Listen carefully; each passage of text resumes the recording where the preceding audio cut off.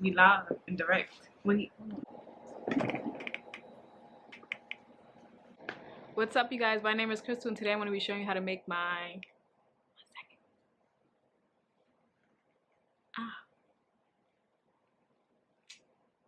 second. Can you see it?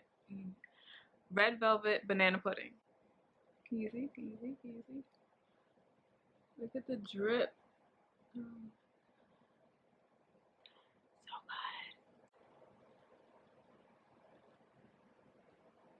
good.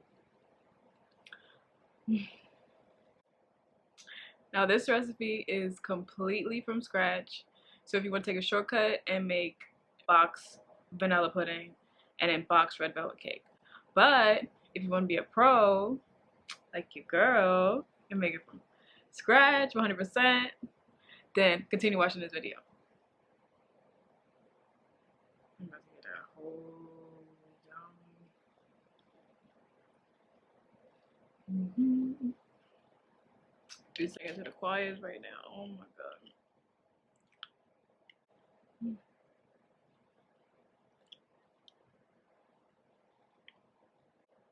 Don't do it from the box.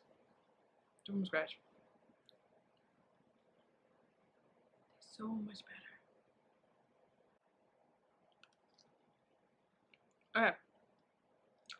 Now let's get started with the video. So first things first, you want to go ahead and preheat your oven to 350 degrees. And then you want to separate your egg yolks from your egg whites.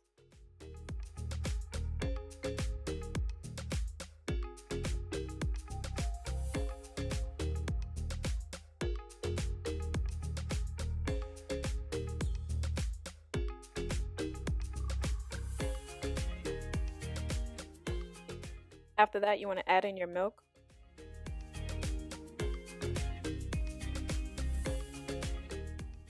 And then we're going to add in some flour. Next is the sugar. And then we're going to add in some vanilla.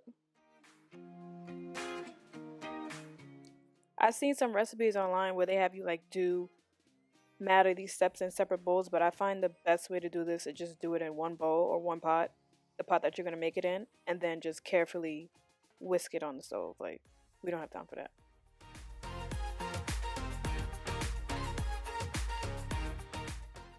So after we get everything combined, we're going to put the pot on the stove on medium-low heat and just continuously whisk this together. And make sure you like really keep whisking this because it's egg yolks in here and you don't want to make eggs. I mean, we're trying to make banana pudding. But yeah, just make sure you keep whisking this.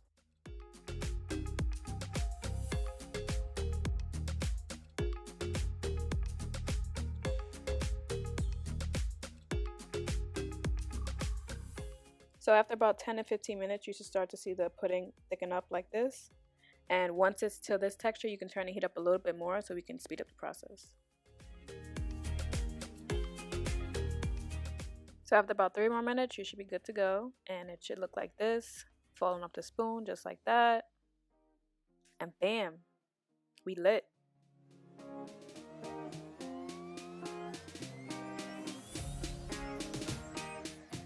So once the pudding is done, you want to go ahead and turn up the heat and then let it cool down completely before you stick it in the fridge. Now we can go ahead and make the red velvet cake. So we're going to start off by measuring out some flour, and make sure you spoon the flour into the measuring cup. Don't actually stick the measuring cup into the flour and try to scoop the flour out like that, or you're going to get way too much flour. The proper way to measure out flour is to scoop it out into a measuring cup. Then we can add in some cocoa powder. Add in some salt. I'm using pink Himalayan salt, but you can use whatever salt you want. Then add in some baking powder and stir. After that, we can set that to the side, and then we're going to start with our wet ingredients. In a separate bowl, add in your buttermilk and your vanilla. Now with baking, you're supposed to be really precise. It's not like cooking, but I think I've been cooking for a decent amount of time to know what a teaspoon of vanilla looks like, so I'm never measuring out vanilla. Now go ahead and add in the vinegar, and then we're going to add in some gel food coloring. I'm only using 1 tablespoon of gel food coloring. So don't try to say, oh, it looks like you're only using 1 teaspoon, because if you don't know, 3 teaspoons equal a tablespoon.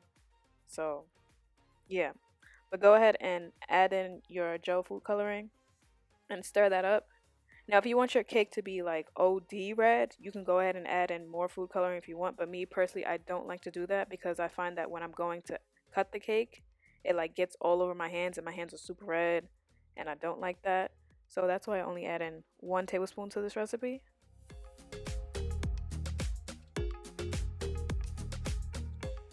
Now that we got our mise en place together, what you want to do is go ahead and add in some softened butter and some sugar. And make sure you have a paddle attachment. Don't use a whisk attachment with this.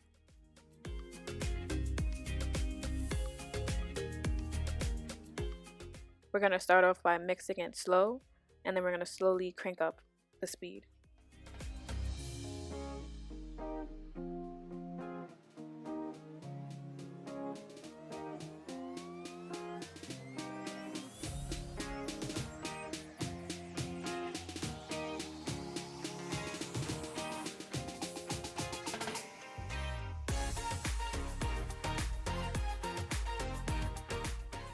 Now once the butter and the sugar has creamed, we can go ahead and add in an egg.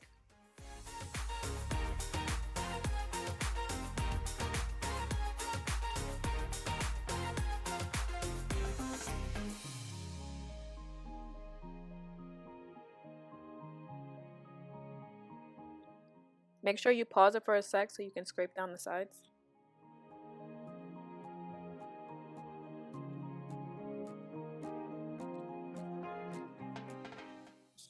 So what we're going to do next is start with flour and then end with flour. And if you're new to baking, that just means we're going to start with the flour mix first, like I'm doing now.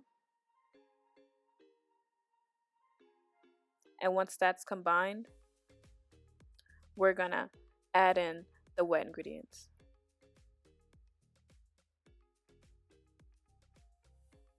And then once this is combined, we're going to go back and add in the flour mixture. And just keep doing that until you finish.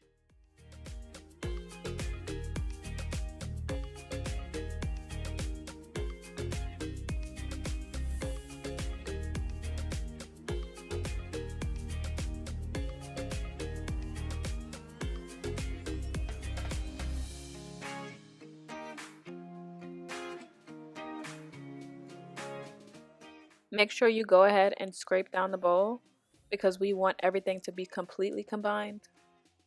We don't want a lumpy cake, so make sure you go ahead and do that step.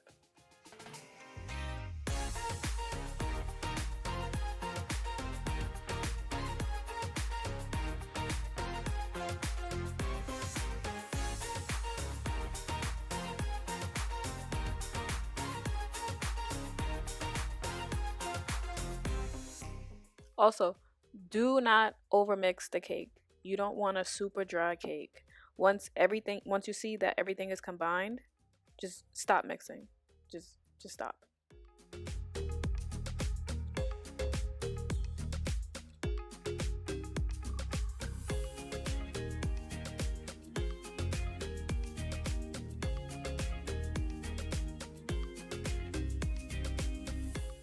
Once you finish making the cake batter, you can go ahead and spray down your cake pan with some cooking spray, or you can butter and flour it. Why? I forgot to do this step, and it was so hard for me to get my cake out. It was the most annoying thing ever. So make sure you do this step and don't be like me.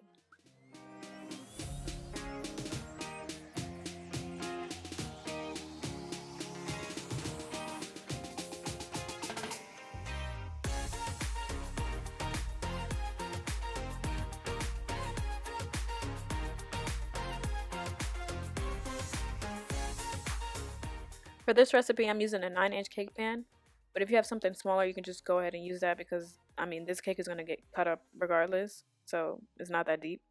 But yeah, I'm spreading this out so that it bakes evenly.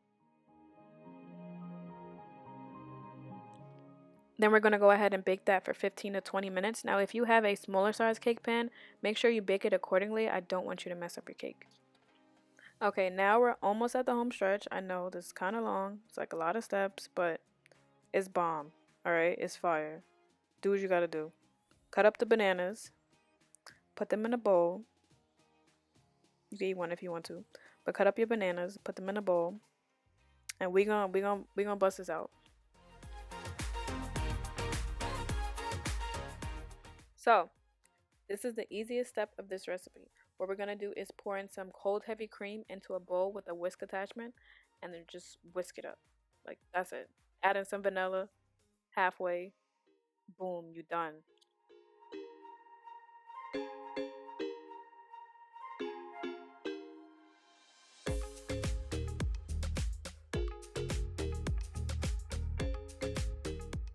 So this is how you make whipped cream, but I don't want this mixture to be soft like traditional whipped cream. I want it to have some body to it. So that my pudding, it's like it's somebody. It's not just laying there flat, you know what I mean? So we're gonna whisk it until it gets to this texture. And then we're gonna go ahead and take the pudding mixture out of the fridge and fold that into the whipped cream mixture.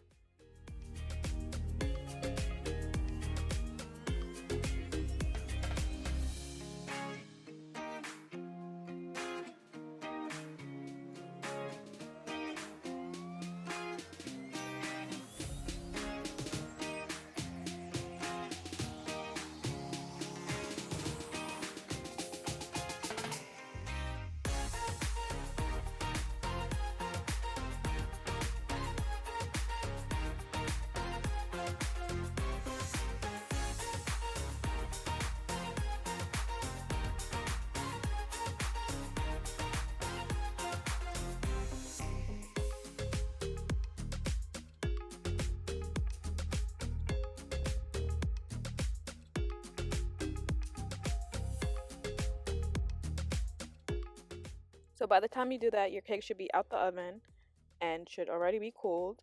So what we're gonna do now is cut it up into little cubes. You see what I'm talking about? I forgot to grease my pan, and now I had to like pull my cake out like this, but it's all good because we're just gonna cut it up and layer it.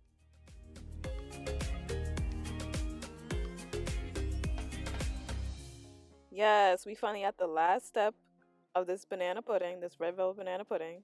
So what we're gonna do is take the red velvet cake pieces and put them like so.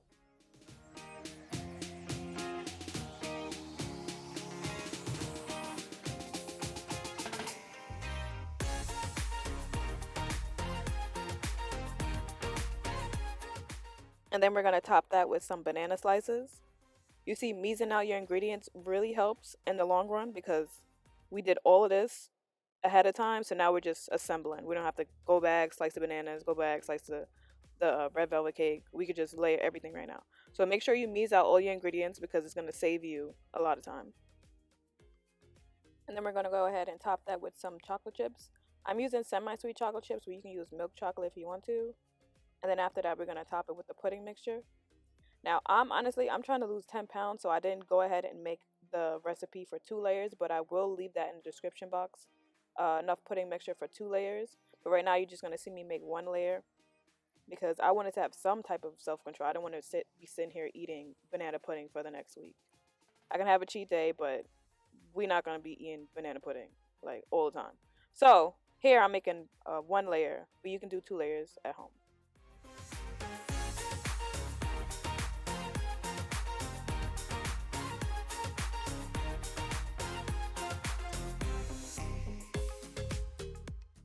Now for presentation purposes, you can just sprinkle some red velvet cake crumbs on top along with some chocolate chips. But if you don't really care about that step, then just go ahead and scoop this right out, put it into a cup or a bowl, and you're done.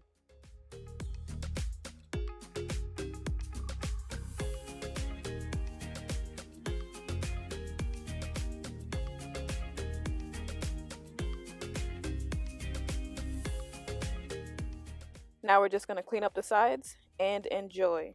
Thank you guys so much for watching. Let me know what you guys think of this recipe. I thought it was fire. I mean, that's my favorite word to use, but I thought it was fire. And yeah, I'll see you guys next time. Bye.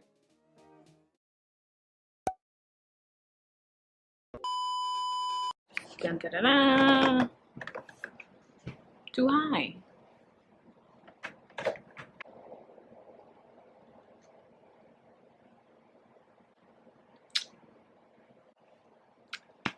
What's up, you guys? I'm back.